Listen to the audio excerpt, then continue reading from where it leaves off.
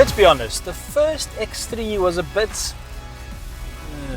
the second one was a lot better, and the third one, this one, promises to be the best one yet. Although it kind of has to be, because making new cars that are worse than the ones they replace is not exactly a good business model.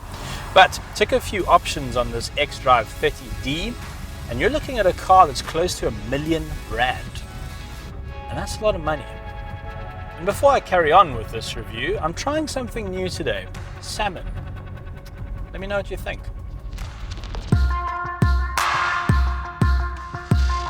Well, for starters, it looks pretty damn good from the side.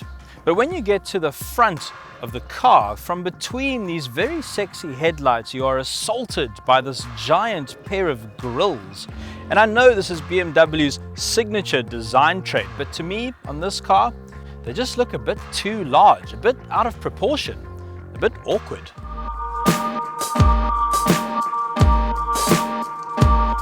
But once you're inside the car, the interior is first class.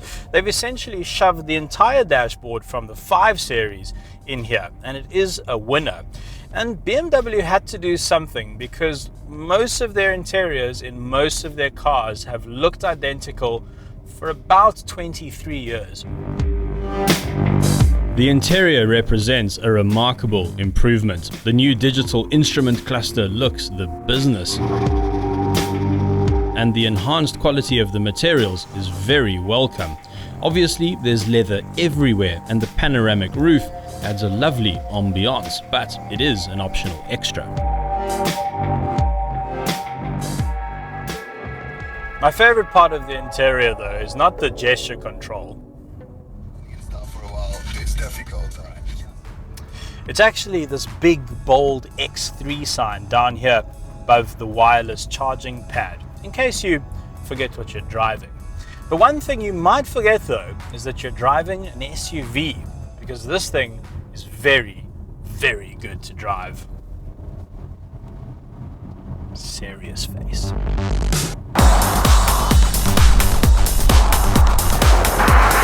For this xDrive 30D M Sport Sports Auto model, BMW have dropped in their large 3-litre straight-6 turbocharged diesel, and it is a bit of a monster. 195 kilowatts, 620 Newton meters, which means it has more power than a Golf GTI and about 80% more torque. And sure, I mean, it's obviously heavier, but it still gets to 100 km an hour quicker than the GTI does, 5.8 seconds. And let's face it, 600 Newton meters of torque is a lot no matter which way you look at it. And what it means is that overtaking, for instance, is a breeze.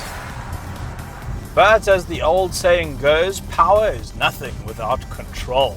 So you have full-time all-wheel drive at your disposal, and all the power is going through very large 21-inch Bridgestones, which help you stay on the tarmac. But what impresses the most is the suspension setup. It's firm and it works brilliantly in the corners, but usually a firm suspension means that it sends all the bumps right through your spine, and this car doesn't. BMW just gets this right. It's firm without feeling wooden, and that is a difficult combination to engineer. And it does all of this while achieving a fuel consumption average of below 8.5 liters to the 100. I mean, can you imagine a petrol motor with this much power in this car being pushed this hard? It would be in the 12 or 13s. And I mean, I've even got flappy paddles in a diesel SUV. I mean, 10 years ago, 15 years ago, that would have been the butt of many jokes. But now, I'm actually enjoying this a lot more than I thought I would.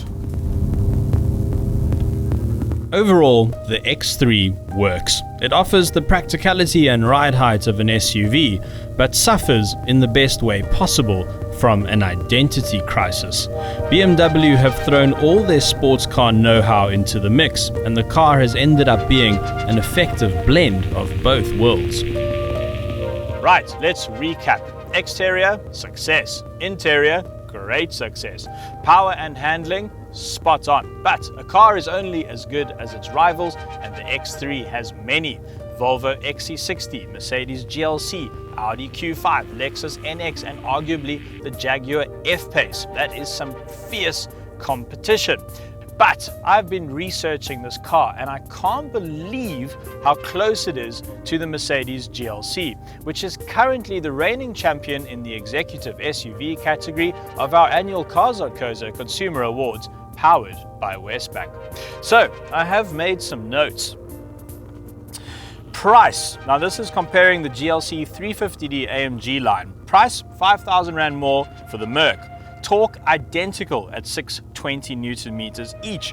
Power 5 kilowatts more in the Beamer, 0 to 100 0.4 seconds quicker in the Beamer, 5.8, and importantly the warranty in the Merc is a year longer than that of the Beamer at 6 years. It honestly feels like BMW and Mercedes were sitting in an exam and copied each other's answers.